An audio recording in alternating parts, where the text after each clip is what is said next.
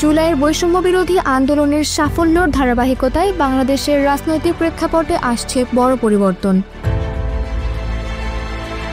15 বছরের স্বৈরশাসনের অবসান এবং গণ-অভ্যুত্থানের চেতনা থেকে উদ্ভূত নতুন রাজনৈতিক দল গঠনের উদ্যোগ ইতিমধ্যেই জনমনে ব্যাপক সাড়া ফেলেছে। তরুণ নেতৃত্বের অংশগ্রহণে আগামী জানুয়ারিতে আনুষ্ঠানিকভাবে এই দলের আত্মপ্রকাশ ঘটবে বলে জানা যায়। সাবেক প্রধানমন্ত্রী শেখ হাসিনার পদত্যাগের মধ্য দিয়ে 15 বছরের একনায়কতান্ত্রিক শাসনের অবসান ঘটে।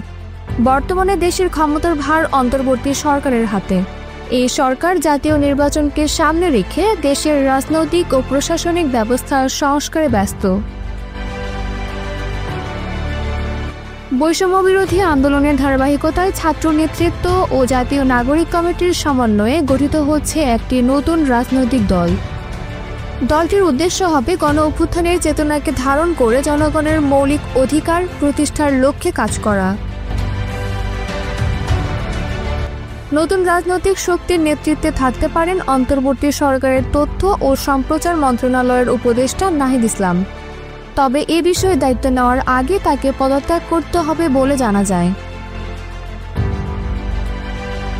ঢাকার 20টিরও বেশি থানায় ইতিমধ্যেই কমিটি ঘোষণা করা হয়েছে।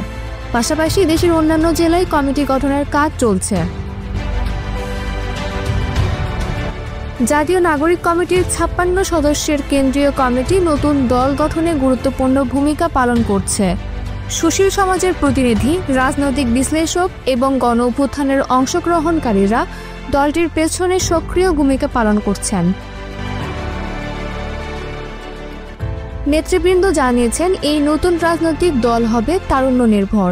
তারা দেশের রাজনৈতিক সংস্কৃতিতে নতুন অধ্যায় যোগ করতে চায়।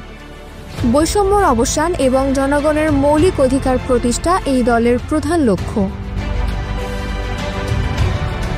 আন্দোলনের সময় গড়ে ওঠা তরুণ নেতৃত্বই এই উদ্যোগকে এগিয়ে নিয়ে যাচ্ছে। এই রাজনৈতিক উদ্যোগ তরুণ প্রজন্মের মধ্যে আশার সঞ্চার করেছে। দলটির আনুষ্ঠানিক ঘোষণা জানুয়ারিতে আসতে পারে বলে ধারণা করা হচ্ছে। সংশ্লিষ্টরা মনে করেন, নতুন বাংলাদেশ গড়ার স্বপ্ন পূরণে এই দলটি গুরুত্বপূর্ণ ভূমিকা পালন করবে। গণতন্ত্রের নতুন দিগন্ত উন্মোচন এবং দেশের মানুষের মৌলিক চাহিদা পূরণে এই রাজনৈতিক দল কিভাবে সফল হয় তা এখন দেখার বিষয়। এটি শুধুমাত্র একটি রাজনৈতিক দল নয়, বরং এটি একটি নতুন রাজনৈতিক প্ল্যাটফর্ম যা বাংলাদেশের ভবিষ্যৎ গঠনে ভূমিকা রাখবে। জানুয়ারির আনুষ্ঠানিক ঘোষণার মধ্য দিয়ে নতুন বাংলাদেশ গড়ার স্বপ্ন আরও এক ধাপ এগিয়ে যাবে বলে প্রত্যাশা করছে দেশের মানুষ।